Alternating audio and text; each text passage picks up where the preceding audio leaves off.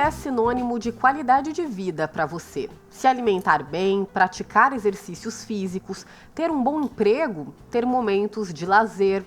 Tudo isso é importante sim para a nossa saúde física, mental e até espiritual. É isso mesmo, minha gente, o espiritual. Você tem ou já parou para pensar nisso? Se a resposta for não, uma dica aqui: pense, independente da religião, até porque a espiritualidade vai além. E no Diálogos de hoje nós falaremos o quanto a espiritualidade reflete em nossa qualidade de vida. E para papear aqui comigo, convidamos a terapeuta Gabriela Corrêa. Seja muito bem-vinda, Gabriela. Obrigada, Dani, eu que agradeço. Uma honra. Gabriela, quando a gente fala de qualidade de vida, é algo que todo mundo almeja, sempre almejou. Mas hoje as pessoas estão indo além, né? Pesquisando, entendendo mais o que é essa qualidade de vida e, consequentemente, correndo atrás dela, né? De diferentes formas. Não é só pela informação, mas pela necessidade. A gente está vivendo uma era agora de excessos, né? Excesso de informação. Tem muita gente tendo burnout, o estresse está quase uma coisa quase regular, né? A gente escuta crianças falando que estão estressadas por excesso de atividade, excesso de informação. Então, hoje, a informação ela traz aquilo que a gente precisa para conhecer sobre o que é melhor para a gente, mas ela também excede, ela também extrapola, ela leva também a gente à exaustão. Então, buscar hoje uma qualidade de vida é buscar o equilíbrio entre o que eu posso filtrar, o que é bom para mim e o que não é bom para mim. É muita coisa, né? Muita informação o tempo todo. E muitas pessoas ainda confundem. A gente falando de espiritualidade também, que é o nosso tema hoje, espiritualidade com qualidade de vida, muitas pessoas ainda confundem a espiritualidade com a religiosidade, né? E são coisas completamente diferentes. Tem ali uma relação, mas não são a mesma coisa, né? Muito hoje, quando se pergunta, você tem uma religião? Não, eu não tenho religião, eu sou espiritualista. Nos formulários hoje a gente tem, né? Mas as pessoas confundem. Então, espiritualidade e religião são coisas distintas. É como se fosse começar esse copo de água, né? Vou pegar aqui só para... A água é a espiritualidade, o copo é a religião. Então, a religião é aquilo que é a forma que eu consigo praticar a minha espiritualidade. Tem pessoas que não precisam da forma, que não estão numa prática religiosa, mas que têm espiritualidade, que se conectam com outras formas de se ligar a Deus, de se ligar ao divino, de se ligar a algo maior, não somente a partir da religião, mas isso é muito confundido, realmente. Sim, e a gente fez uma enquete nas redes sociais se as pessoas acreditam que a espiritualidade tem a ver com a qualidade de vida, de certa forma. E olha só, 75% disseram que sim e 25% disseram que não, ou seja, a maioria. E aí também tem um estudo, gente, realizado em Harvard, que olha só, que mostrou que ir à igreja ao menos uma vez na semana pode reduzir ali a mortalidade entre 20 a 30% num período de 15 anos. A gente sabe, a ciência também tem estudado muito essa relação, né? É claro que ainda falta muito, é um processo gradual, formiguinha, mas também a gente tem tido aí algumas comprovações, né? De fato, essa relação ela é muito importante para a vida humana. Quando a gente pensa hoje nas terapias complementares e as integrativas é a mesma coisa, como o Reiki e outros, né? Mas é possível a gente ver que tem melhoras no quadro clínico quando a pessoa pratica uma fé, ela acredita em algo maior. Quando ela recebe uma terapia, vamos dizer aqui que a terapia ela ajuda a sair um pouco do físico, né? A conectar com o sentir, com o propósito de vida. Então ajuda muito. Tem casos de hospitais que levam pessoas para fazerem oração no leito, reiki, pinturas, respiração, e isso ajuda. Aromoterapia. E aí, inclusive, muitas dessas práticas integrativas, elas estão inseridas no SUS, né? É importante falar para as pessoas também, muita gente ainda não sabe dessa informação, mas muitas delas são disponibilizadas gratuitamente, né? Gratuitamente. Na nossa casa, né, a casa onde eu moro, a gente recebe vários terapeutas amigos, a gente tem um terapeuta que é constelador e ele atende em Sorocaba pelo SUS. Então, está bem diversificado, é possível receber algo além da clínica médica através do SUS de forma gratuita.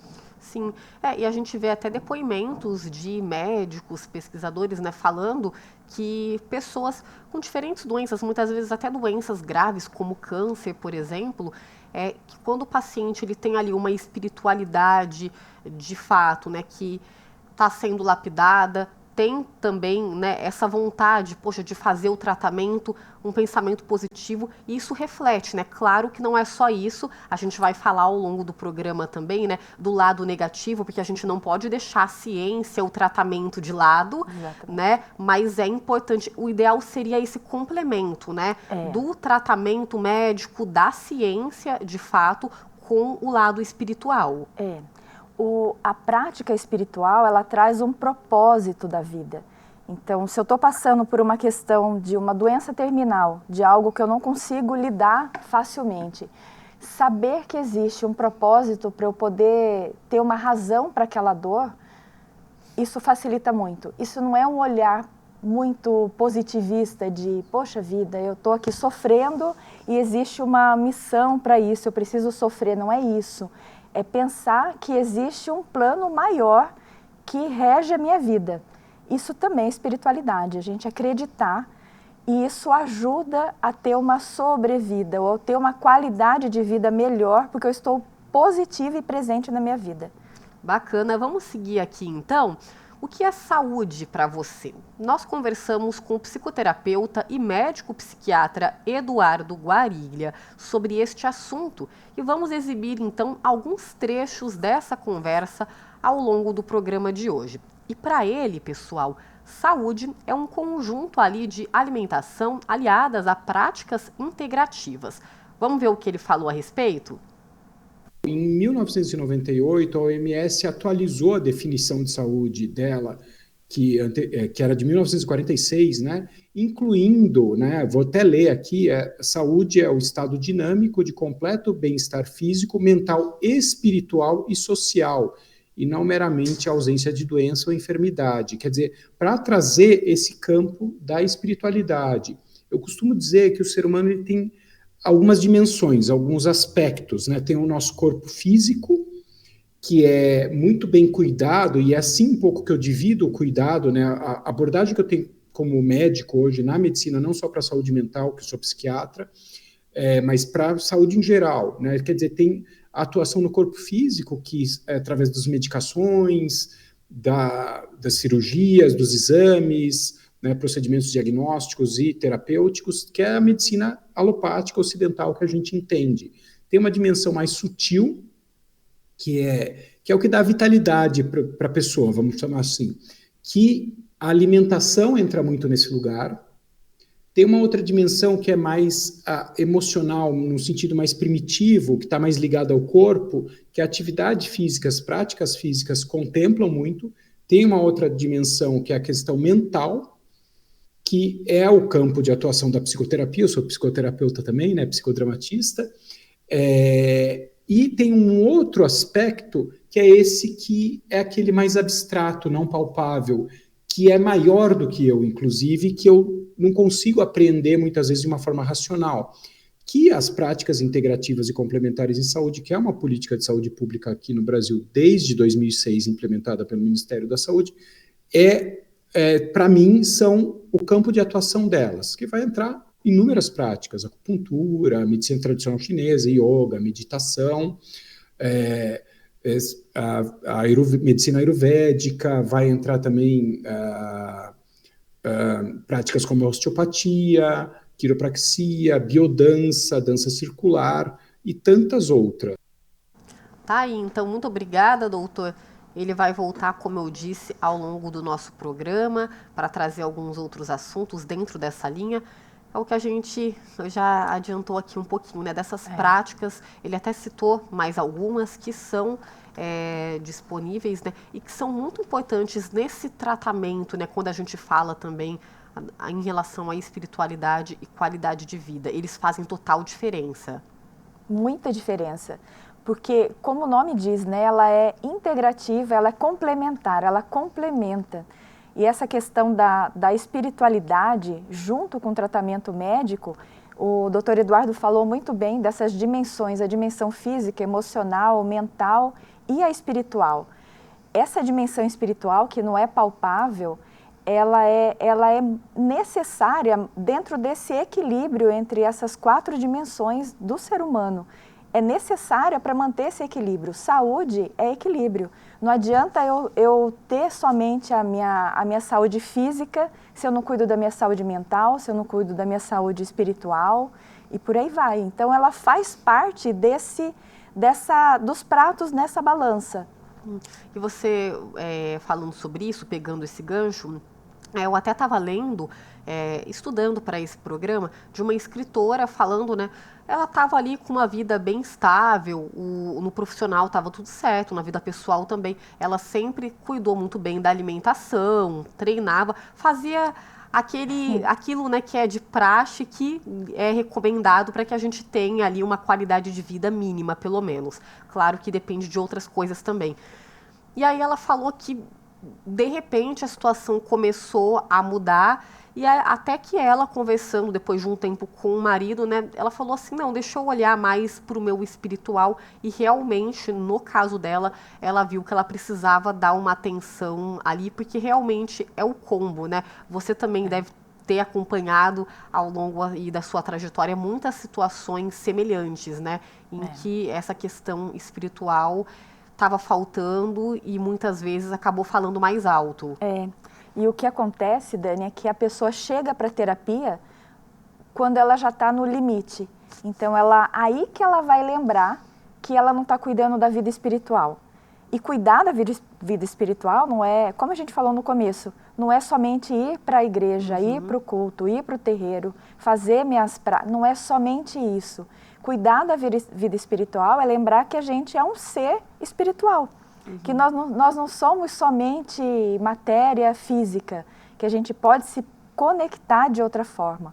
Como conectar, e aí vem as práticas integrativas novamente, é você dar aquela pausa na sua vida, na vida da rotina. Eu acordo, tomo café da manhã, vou trabalhar, almoço, trabalho, cuido de uma criança, volto e o dia acabou.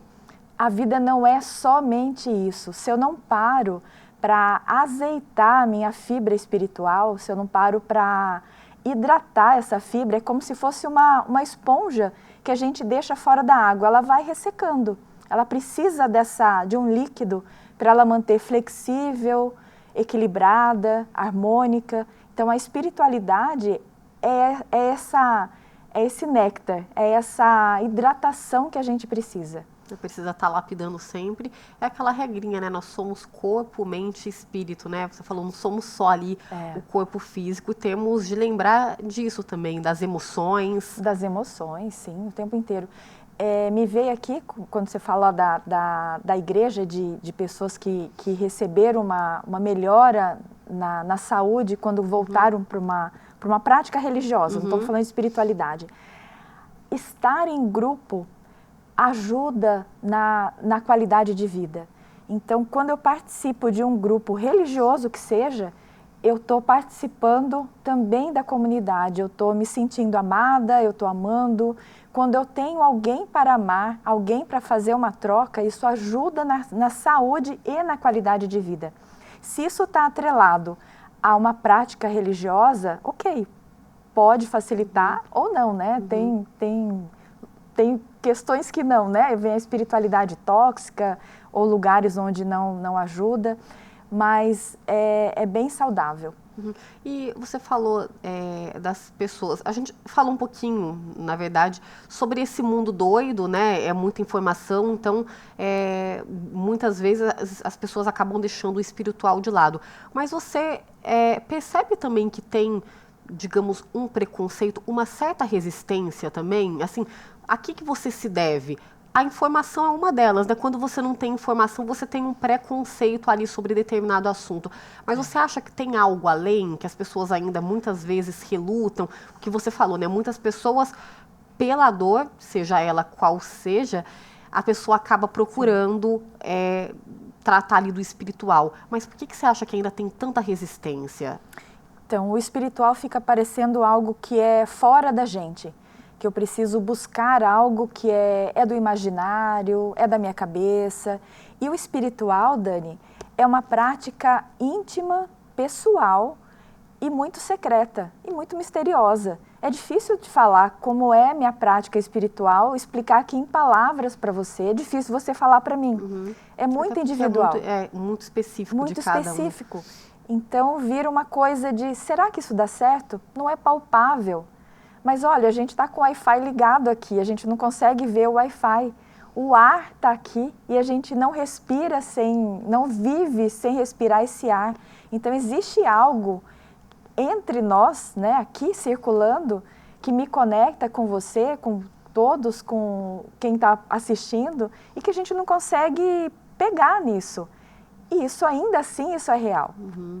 E também eu acho que para muitas pessoas pode ser taxada como um luxo também, porque às vezes a pessoa tem tanta coisa para fazer e a gente sabe que nem todos têm as mesmas condições, as mesmas oportunidades. Então pode ser também que muitas pessoas acabam, poxa, é um luxo, eu tenho de dar conta de outras coisas e acaba deixando essa parte de lado também, né? Tem as duas pontas. Ou eu acho que é um luxo, que como é que eu vou parar para fazer isso? Ou eu acho que é tão simples, mas tão simples, que não pode dar certo. Por exemplo, a gente caminhar na natureza, fazer um banho de floresta, onde eu caminho lentamente, isso é uma prática usada muito no Japão, que já está distribuída no mundo inteiro. É uma caminhada na floresta, onde eu ativo todos os meus sentidos. Eu vejo os formatos, as texturas, eu sinto, eu cheiro, eu paro. E ali eu vou naturalmente me acalmando e me conectando com a natureza. Cuidar de um jardim, Dani. Cuidar de uma planta. Respirar, fazer uma respiração. Ou ficar no estado de presença, como eu estou aqui com você agora. Eu estou te vendo e estou te sentindo. E se a gente for expandir, a gente olha, poxa vida, além desse estúdio, é o lugar onde a gente está, o bairro, as pessoas que estão assistindo. Isso é estado de presença. Isso é tão simples que fica complicado. É tão simples que as pessoas acham que não vai fazer sentido algum, não vai fazer diferença na minha vida. Não vai fazer diferença na minha vida estressada eu parar 5 minutos para fazer uma prática de respiração e sentir meu coração, sentir minha respiração, parar um pouco e lembrar, gente, mas eu sou, além de ser profissional, eu sou uma pessoa. Além de ser mãe, eu sou uma pessoa. Então eu tenho uma função no mundo. Isso parece muito simples e pode ter um preconceito. E descomplicar, né? Porque a gente costuma complicar Descomplicar. tudo. Então uma ação simples como essa, que é, né, parar ali, respirar, meditar, a gente vai falar da meditação também um pouquinho mais no próximo bloco, já fazem toda a diferença, né? Muita diferença, muita diferença. Bom, vamos para a nossa primeira pausa de hoje. O diálogo está falando sobre espiritualidade e a relação com a qualidade de vida. Mas é rapidinho, fiquem com a gente porque voltamos já já.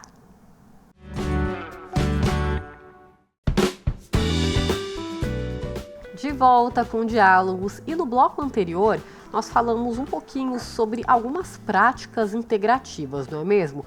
A gente vai ouvir agora a Devaki Bianchi. Ela também é terapeuta e vai citar para a gente algumas práticas, além da meditação, que são acessíveis ali para o dia a dia e como elas são ferramentas poderosas para mantermos o nosso foco e a energia no aqui e no agora. Meditar não é só sentar e fechar os olhos. A meditação, para mim, é estado de presença de tudo aquilo que eu faço. Então, desde lavar uma louça, voltar para essa presença.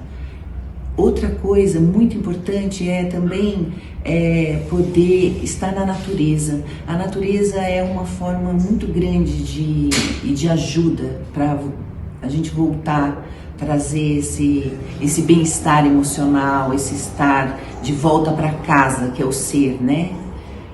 A troca, conversas profundas, a terapia, tudo são ferramentas que cada um pode sentir e perceber como é importante, o que é bom para si. Assim, essas práticas, elas me trazem para minha autorresponsabilidade e para aquilo que eu quero fazer na minha vida, como eu quero viver, como eu quero usufruir e estar aqui nessa vida e nessa grande escola que é aqui agora. Muito obrigada, viu, Devaki, pelo depoimento. Vamos começar falando sobre essa última frase dela, dela trazer para o aqui e para o agora, né, e ter essa autorresponsabilidade, o que é muito importante, né? A gente ter essa consciência, sim, essa responsabilidade também. A Devaki falou da presença, eu me lembrei do autor, o Eckhart Tolle, do Poder do Agora, do livro Poder do Agora. É um best-seller, é bem antigo, e ele fala que o pulo do gato da espiritualidade, da presença, é a gente estar aqui e conectar com o ser divino que está na minha frente. Então, quando eu faço dessa forma, eu olho para você, eu me conecto com quem você é, com todas as pessoas que cruzam o nosso caminho, eu me autorresponsabilizo pelo que eu sou, pelo que eu estou pensando. Então, eu estou lavando a minha louça, eu estou presente, eu me conecto com o que eu estou pensando e sentindo neste momento, porque isso está vibrando para todo o meu espaço, isso está vibrando para as pessoas que estão conectadas comigo. Isso é autorresponsabilidade. É como se a gente tivesse o tempo inteiro conectado com o lixo que eu jogo para fora, ou com aquilo que eu estou recolhendo para dentro de mim. Isso é autorresponsabilidade também, autoconsciência. E fica tudo mais fácil. Não é tão tranquilo aplicar isso de uma forma simples, né? Mas é um exercício, né? É um e quando exercício. Você tem essa consciência, a questão, acho que é o pulo do gato, é ter a consciência, né? Para em cada ação. E aí também entra com um pouco essa questão do aqui e do agora. Também tem relação com a filosofia budista, né? Sim. E também um pouquinho daquilo que você não pode controlar, né? A gente pode colocar o estoicismo também. Eu estou aqui agora, o depois, o amanhã, eu não posso controlar nesse momento. Vamos viver o famoso um dia de cada vez, para a gente também não sofrer de uma forma desnecessária, né? E a gente planta o futuro, nada mais é do que aquilo que eu estou plantando aqui agora. Então, o que eu vou viver? Se eu sou ansiosa, eu posso começar a pensar o que eu estou fazendo aqui e agora, neste momento, porque com certeza eu vou colher isso no futuro. Então, estado de presença, para mim, no meu ponto de vista, que bem Gabriela, é a presença. Quando eu me coloco na presença, respirando, falando, caminhando, fazendo qualquer coisa, eu estou conectada com algo maior. E esse algo maior pode ter o nome que eu quiser. Pode ser Deus, pode ser consciência divina, universo, natureza, aquilo que eu acreditar. Porque a mente é muito poderosa, mas o coração, ele é o nosso grande motor da vida. E você mencionou, a Devaki também, a natureza. A natureza é fantástica, né? Eu sou suspeita para falar porque é uma forma de revigorar mesmo, né? Tem algumas pessoas que preferem outra forma, mas a natureza, né, está ali presente, é muito importante. Eu lembro de uma vez que eu até fui fazer uma trilha, e aí o guia, ele trabalha bastante a questão espiritual dele, e aí ele tem uma coisa com a árvore, né? Ele falou assim, ele até abraçou a árvore, colocou a mão, ele falou assim, não, isso me faz bem, tal, assim, é uma forma de eu me conectar comigo mesmo, com a natureza. Cada um tem um ritual, mas de fato é ali uma ferramenta poderosíssima, né, a natureza. poderosíssima, porque a gente pode observar de perto, a natureza está no nosso entorno. E a gente vê o ciclo da natureza que acontece na gente também. As estações, a gente pega uma folha, você vê ela nascendo, uma planta que nasce a folhinha pequena, vai amadurecendo, vai ficando velha e cai. Isso é o ciclo natural. Quando eu me conecto com isso, e eu trago isso, porque a gente faz parte da natureza, e é natural que os ciclos também encerrem. É natural que eu comece uma profissão e depois eu passe para outra porque encerrou. É natural que uma amizade talvez amadureça e feche. Os ciclos são naturais. É natural que eu nasça, amadureça e morra. Então a gente aceita a vida como ela é, observando os ciclos da natureza. E ter essa consciência é bom para a pessoa em si, claro, mas também para todos que estão ali à volta dela, não é mesmo? Amigos, os familiares, filhos, pai, mãe, todo mundo sai ganhando, né? Porque a pessoa, ela também muda ali com foco, a forma que ela vai agir, consequentemente, também vai ser diferente. Tem uma pesquisa, agora eu não consigo lembrar a fonte, que diz que quando uma pessoa está bem, ela consegue, o estado dela reverbera para as pessoas que estão no entorno. Quando ela não está bem, acontece a mesma coisa. A gente consegue ver isso com casais que estão interligados, né? O casal está ali juntos, quando um não está bem, naturalmente o outro também sente, né? Sente. Com filhos também, né? Com pets, Dani. Os pets sentem naturalmente se a gente está bem, se está triste, eles captam. Você já viu os estudos com os cavalos? Sim. Tem constelação familiar com cavalos, e o cavalo tem uma habilidade de ler o sentimento do ser humano que está na frente dele. Então, olha, e o coração dele é maior do que, não sei, eu tenho um coração super grande, mas a gente passa isso. Se a gente está bem, o entorno está bem. É isso, e é uma consequência, né? Por fora também a gente vai transparecer. Se a gente está bem por dentro, consequentemente por fora a gente vai conseguir externalizar tudo isso. Você comentou no começo, né? A gente fala um pouquinho dessa rotina doida que a gente vive, informação para tudo quanto é lado. Muitas pessoas estão tendo depressão, ansiedade. O Brasil é o país mais ansioso do mundo. Tem o burnout também, que infelizmente tem crescido.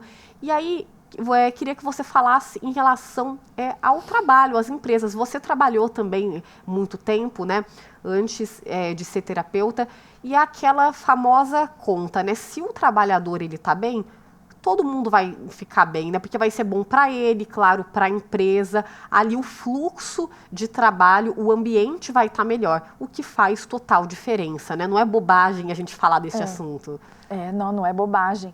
O empresário está focado no lucro, que dá dinheiro, mas a espiritualidade, ela pode entrar na empresa mesmo com esse foco no resultado, no lucro, no dinheiro, nas finanças. A espiritualidade, ela pode estar casada com as finanças. Aliás, quando a espiritualidade está bem, as finanças também estão bem. Então, é uma coisa meio que casada. Falar de espiritualidade na empresa é falar da essência da empresa. Toda empresa, quando nasce, ela nasce com um propósito. Quando ela nasce bem nascidinha, né, Dani? Com propósito, com missão, com valores. Manter essa identidade espiritual da empresa ao longo do trabalho que é feito com os funcionários, isso é de suma importância. Cuidar da qualidade de vida dos funcionários não é só atividade de trabalho, de exercício físico, isso também, mas cuidar de práticas onde o funcionário vai cuidar da parte mental, espiritual e física, traz muito equilíbrio e traz muito resultado para a empresa.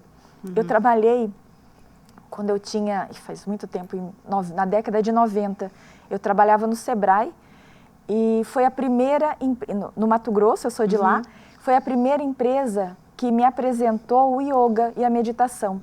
Então a empresa me oferecia 30 minutos do tempo dela, né? E eu oferecia 30 minutos do meu tempo. Eu chegava mais cedo, fazia minha prática de yoga. Eu tinha aulas de Ikebana, que que faz a pessoa conectar com o belo, com a harmonia. Então, a empresa, se ela tem uma liderança bem focada para o bem maior, para a qualidade de vida, ela não vê práticas desse tipo como se ela estivesse perdendo tempo e dinheiro. Ela investe porque, como você disse, o funcionário fica melhor, o ambiente de trabalho fica mais fluido, mais leve, e o trabalho não vira aquela coisa pesada. Não tem de ser, né? Então todo mundo sai ganhando. Vamos ouvir, gente, o médico psiquiatra Eduardo Guariglia novamente. Ele argumenta que a gente precisa ter em mente uma informação básica e essencial. O nosso corpo é um templo. E aí, gente, nós não temos outra alternativa, né, a não ser cuidar muito bem dele, né, Gabriela? Vamos conferir, então, o que ele tem para falar e aí depois a gente repercute no estúdio. Tem que lembrar que o nosso corpo é um templo. E é um templo onde habita esse ser que a gente chama, esse ente, né, que alguns chamam de alma, espírito, tem vários nomes. Então a gente precisa cultivar a nossa casa, cuidar da nossa casa. E o caminho mais fácil, mais simples, que eu brinco que é uma linha reta, mas tem suas pedras no caminho, que dificulta para algumas pessoas e que não tem custo algum. Meditação. É uma linha reta. É o mais rápido, assim, mais fácil, mais simples, mais direto, vamos dizer. Não mais rápido e mais fácil, mas o mais direto. Porque te joga para dentro. É aquela hora que você fecha os olhos, tira estímulo visual, auditivo, tátil e fica ali você com você, que você aprende a dar conta e todo o universo de sentimentos e emoções que habitam dentro da gente, pensamentos, e aprender a acalmar. Só que é um processo muito difícil, porque a gente vive muito no fora, mas esse caminho de retorno para dentro é essencial, é fundamental. Nós, humanos, estamos muito desconectados de nós mesmos, que é aquela frase que eu falo, né? Que é primeiro eu estar bem comigo, para depois poder estar bem com o outro e com o mundo à minha volta. E aí, né, hoje fala-se muito do mindfulness, que basicamente é isso. Eles pegaram as correntes de meditação tradicionais, principalmente da Índia, do Oriente, e transformaram em algo mais ocidentalizado, mais prático, mais objetivo, que é fundamental.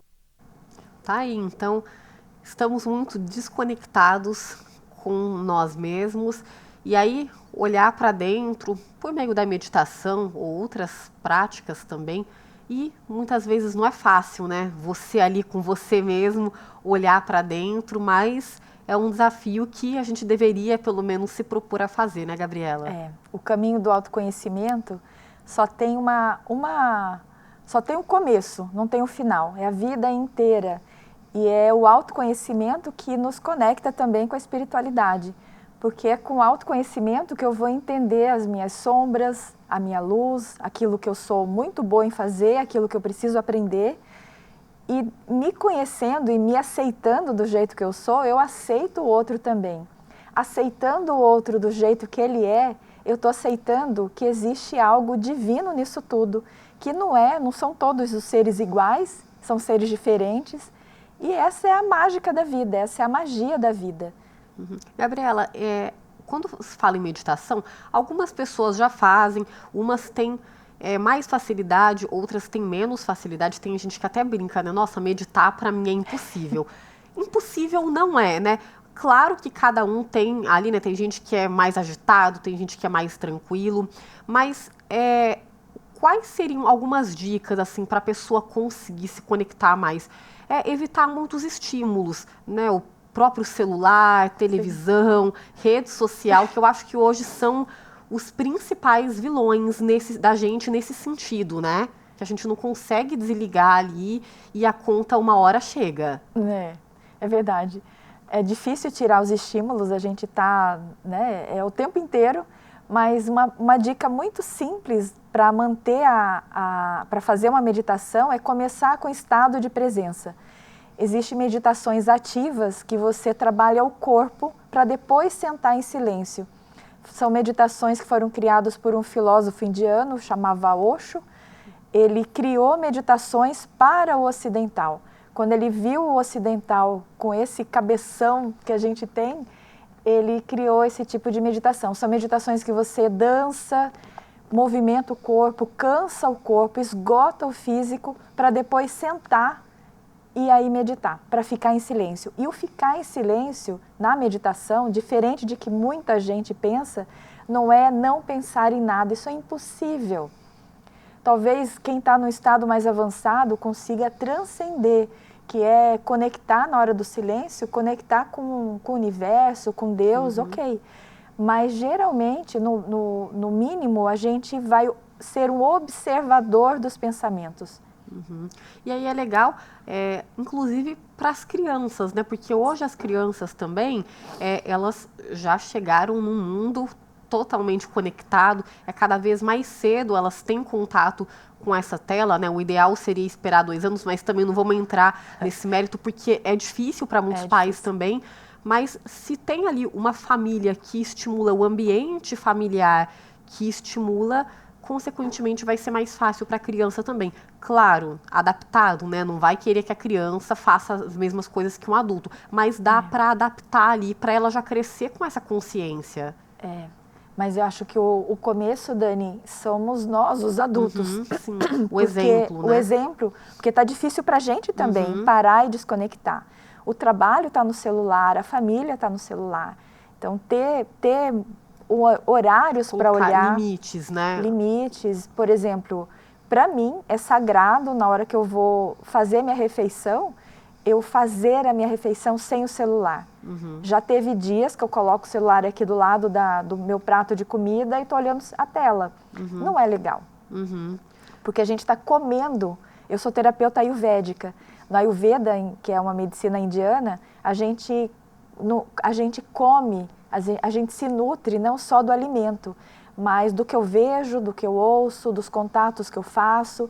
Então, na hora de comer, eu estou na presença. Eu me sento e estou sentindo a refeição. Isso é uma forma de meditar.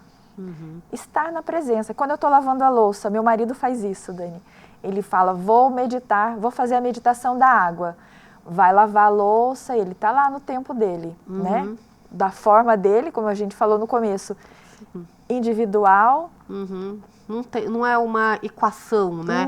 Não é uma equação. Seguir ali. Cada um tem o seu modelo e funcionando tá tudo bem. Tá tudo bem. Tem técnicas, tem várias técnicas, né? Tem uma técnica budista que você faz o escaneamento do seu corpo, mantém em silêncio, sente o corpo primeiro, porque é isso que nos conecta aqui nesse mundo, é corpo. Onde que eu estou sentada, onde estão minhas costas, eu sinto o meu corpo e aí eu vou relaxando.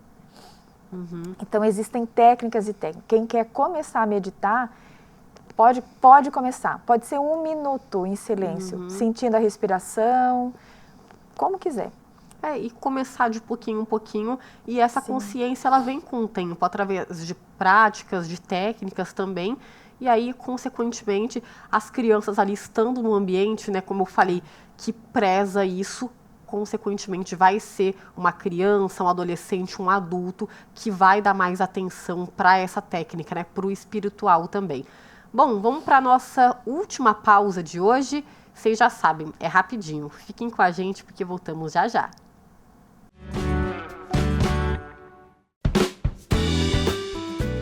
Estamos de volta com o Diálogos da Cidade e hoje estamos debatendo sobre a espiritualidade e a qualidade de vida.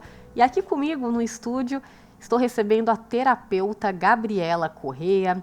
Gabriela, há pouco tempo atrás, não é nem muito tempo atrás, gente, havia muitos debates, muitas pessoas criticando, às vezes debates mais acalorados mesmo, falando, poxa, religião e ciência não tem nada a ver, a espiritualidade e a ciência não tem nada a ver.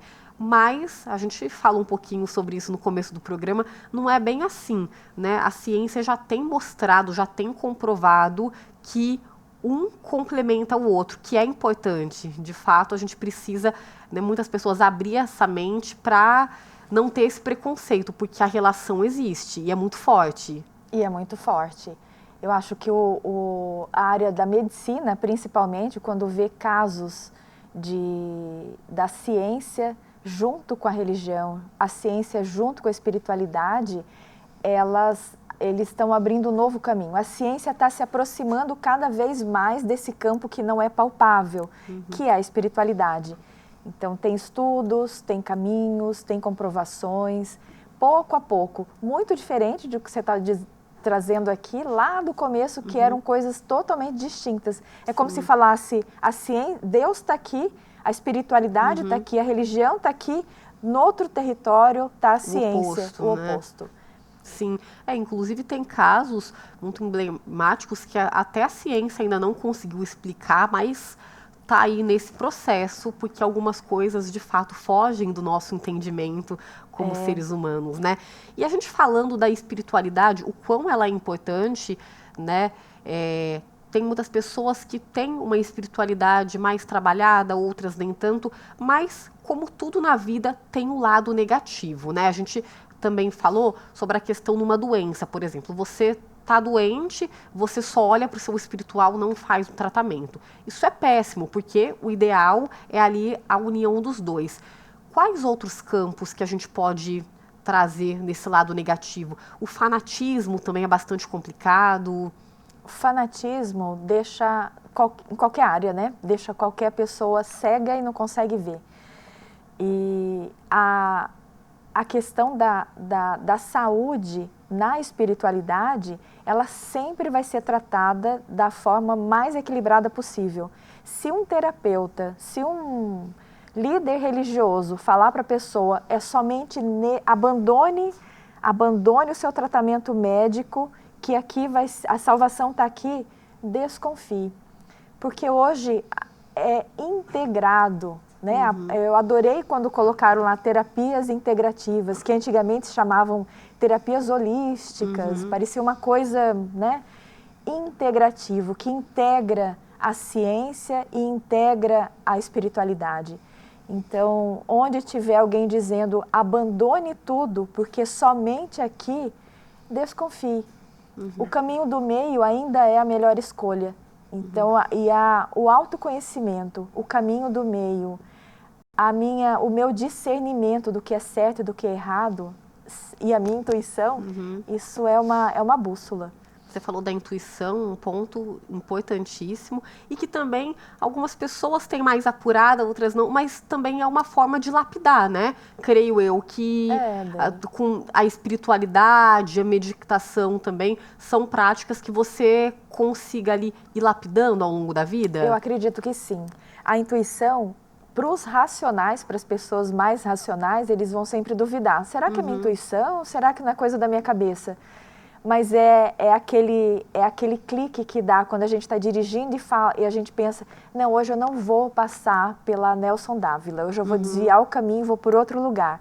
E justamente ali teve um acidente, ou o trânsito estava mais emperrado, ou eu precisava ver alguma coisa no outro caminho. Isso é intuição, é algo que vem do nada e dá um clique. É difícil dizer isso, né? Sim. É difícil explicar.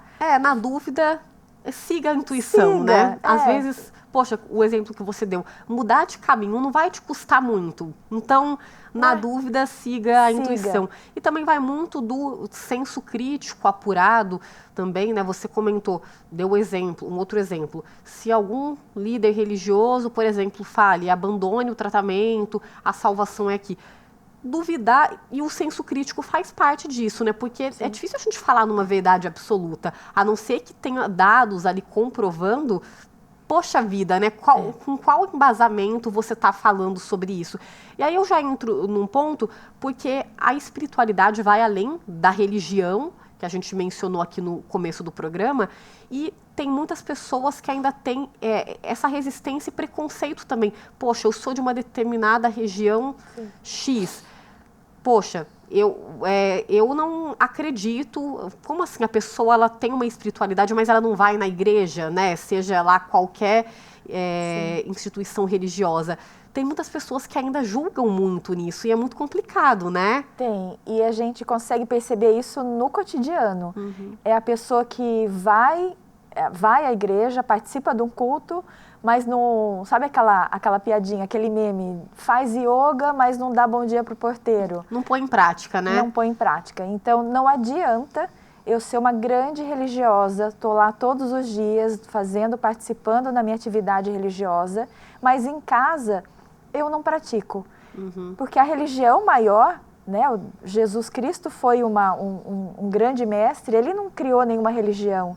Ele trouxe o amor ao próximo, ame ao próximo como a ti mesmo. Então, colocar o amor em prática é uma forma de colocar a espiritualidade em prática, independente de onde eu vou trabalhar a minha religiosidade e a minha espiritualidade. Uhum, sem dúvida, né? E entra na questão que você falou também já de estar presente, né? Não adianta você ir uma vez na semana na igreja, como a gente falou do estudo, né, de Harvard, que apontou que de fato tem ali relação na qualidade de vida das pessoas, mas se você não está presente, se chega no dia seguinte, sai falando mal de todo mundo, fica apontando o dedo, tem preconceito com as outras religiões, né? Tente respeitar, as pessoas são diferentes, cada um tem ali um posicionamento e isso é muito importante. E faz parte também da espiritualidade, do amor ao próximo, né? Do amor que ao a gente próximo. tanto prega. Pessoal, vamos enriquecer aqui nosso debate mais uma vez, chamar o médico psiquiatra Eduardo Guariglia, e agora ele fala sobre a busca pelas válvulas de escape, em meio a essa rotina estressante que a gente vive, né? E é ótimo buscar essas válvulas de escape, seja por meio de meditação, hobby, mas você precisa filtrar muito bem o que está canalizando ali a tua energia para que ela não tenha simplesmente efeitos passageiros e ineficazes. Tenho estado bastante assustado com isso, porque eu vi um aumento muito grande, principalmente dos quadros de depressão e ansiedade em conjunto, principalmente no pós-pandemia. Isso está aí na atualização da NR1 pelo Ministério da Saúde, que tem a ver com adoecimento nas empresas, aumento do número de afastamentos, que aumentou muito, mais de 5 vezes. E, para mim, isso é resultado direto dessa predominância do externo. As pessoas estão buscando coisas fora, só que está cada vez mais difícil conseguir as coisas fora. As coisas fora estão se dissolvendo com mais rapidez, inclusive as relações, que estão muito comprometidas, né, muito adoecidas em geral, porque as pessoas estão adoecidas, e as coisas fora, elas não representam respostas que se sustentam ao longo do tempo, elas são efêmeras. Então, voltar para dentro para criar essa consistência interna. O problema é que quando as pessoas voltam para dentro, é como se fosse um jardim que você descuidou durante anos. Então, a hora que você volta, não tem muita coisa lá, né? Tem uma árvore mais murchinha, sem dar frutos, a grama está meio apagadinha, sofrida, a terra está dura, está meio sem vida, então tem que voltar a cultivar. Como eu falo, né, para encerrar aqui. Você quer construir uma casa? Como que a gente faz para construir uma casa? É colocar um tijolo por dia, todo dia, de forma alinhada, seguindo o mesmo projeto inicial. Porque se você vai um dia, põe um tanto de tijolo ali, outro tanto ali, muda o projeto no meio, no final você não vai ter uma casa. Tá, então, obrigada, viu, doutor? É o processo lento e gradual que a gente já estava falando, né? E reforçar que é muito importante a gente filtrar o que a gente está consumindo e, consequentemente, onde a gente está ali canalizando, botando nossas energias. É isso mesmo, é o estado de presença. O que eu posso trazer para mim e o que eu estou emanando para o outro o tempo inteiro. O tempo inteiro. Uhum. E aí, quando a gente fala de trabalhar a espiritualidade, está diretamente relacionada com propósito, né? Propósito de vida. Porque pode parecer bobo, né, Gabriela? Mas se você sair aí pela rua fazendo essa pergunta, qual que é o seu propósito? Muitas pessoas não sabem responder, né? Assim, não param, de fato, meditam, olham para dentro, poxa, esse é meu propósito, o que eu estou fazendo para alcançar, tal. E as pessoas não têm, né? Isso acaba passando despercebido. E isso adoece as pessoas, viu, Dani? Adoecem no trabalho, principalmente porque a gente atrela o propósito de vida com o trabalho, com a nossa profissão na vida. Como é que eu atuo profissionalmente na vida, porque é uma questão social. Mas muita gente adoece porque está fora do trilho.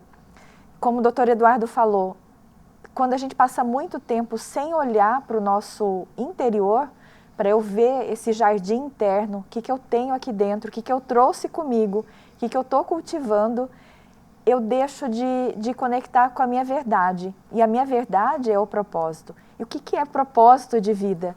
É aquilo que a gente faz com facilidade, com entusiasmo, com gratidão, e eu sou reconhecida. Eu faço muito bem, faria até de graça. E as pessoas falam, poxa vida, você faz um bom trabalho. Você oferece algo para o mundo, esse é o propósito. E isso alimenta a vida da gente. E nos faz mais conscientes também, né? Às vezes a gente até brinca e fala, poxa, fulano, fulana, eles são evoluídos e tal. É claro que pode ser, né, uma pessoa mais evoluída do que a outra, mas também é um processo, né? E aí a espiritualidade, claro, seria o fator central ali nesse aspecto também, porque não é fácil, né? Dadas as circunstâncias da vida, muitas situações, não é fácil ali a gente ter discernimento, muitas vezes, para encarar da forma, digamos, menos conturbada diferentes situações, né? Não é fácil. Quem olha para os terapeutas, para os psicólogos e acham que são pessoas autocentradas, estão ali no equilíbrio, perfeitas. Né? Tem gente que tem essa ideologia ainda, né? Poxa, fulano é perfeito. Não é bem assim, né? É uma construção. É uma construção. E nós somos seres humanos, a gente tem luz e a gente tem sombra. Autoconhecimento me ajuda a olhar para aquilo que eu tenho de bom e colocar no mundo, e para olhar para as minhas sombras, acolher aquilo que eu preciso melhorar e dar continuidade. Como o doutor Eduardo falou, um tijolinho cada dia. É prática, é autoconhecimento e olhar para dentro o tempo inteiro. E Gabriela, a gente tem percebido essa nova geração, bem claro, não vamos generalizar, mas está vindo diferente, né? Seja no mercado de trabalho, seja em relação ao que as pessoas esperam para a vida mesmo, as condutas que elas tomam pensando no futuro. O que a gente pode esperar nesse quesito da evolução da espiritualidade, da qualidade de vida, da própria ciência que anda ali lado a lado? O que a gente pode prospectar, pelo menos a curto, médio prazo? Vamos ser mais realistas aqui. Que pergunta difícil, hein, Daniela Rivas? Difícil dizer, viu? Dani, o que a gente pode esperar é que essa geração observe aquilo que a gente está fazendo de errado e aquilo que a gente trouxe de valores muito profundos sobre a vida.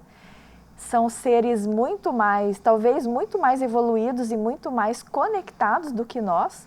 Eles já nascem sabendo trabalhar a espiritualidade, mas eles também nascem com a noção muito clara do que é afetividade, do que é conexão humana. Então, observa como são as crianças hoje, elas sabem lidar com tudo isso. Então, os jovens, eles vão para o mercado de trabalho não pelo dinheiro, não é mais para fazer longas jornadas e para ganhar muito dinheiro, não, é por propósito. O que aquele trabalho, o que aquela empresa tem para me oferecer, está alinhado com o que eu acredito, com os meus valores. Por isso a importância de ter essa espiritualidade na empresa, de saber o propósito da empresa, para que a gente consiga atrair também os colaboradores que vão favorecer e que vão complementar aquele propósito. Então eu espero, não é uma previsão nem é uma tendência, porque eu não sou uma pessoa que vai trazer essa informação, mas é uma expectativa de que esses jovens realmente olhem para aquilo e melhorem aquilo que não está dando certo. E que a gente aprenda a aprender com eles também. Sem dúvida.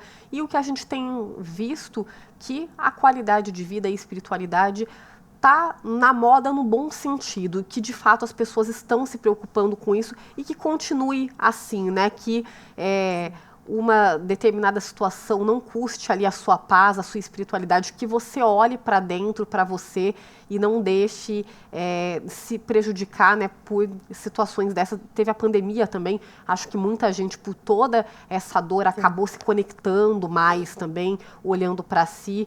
Um processo, um fenômeno muito importante. Gabriela, obrigada, viu? Prazer em recebê-la aqui e está convidada a voltar outras vezes. Muito obrigada. Pessoal, o Diálogos de hoje fica por aqui. Bate-papo importante, bem profundo, né? Dá aí para colocar nas rodas de conversa, refletir bastante. Para você rever este programa na íntegra, é só acessar o youtube.com/@tvcâmarasjc. Tem também o canal 12.3, que é o sinal aberto, além do 7 da NET e do 9 da Vivo. Eu quero agradecer especialmente também a nossa equipe de Libras, de intérpretes de Libras, que esteve presente em todo o Diálogos. É a TV Câmara de São José dos Campos, prezando pela acessibilidade, o que é primordial, né, minha gente? Ficamos por aqui, mas semana que vem estaremos de volta novamente a partir das 4 da tarde. E eu espero vocês. Até mais!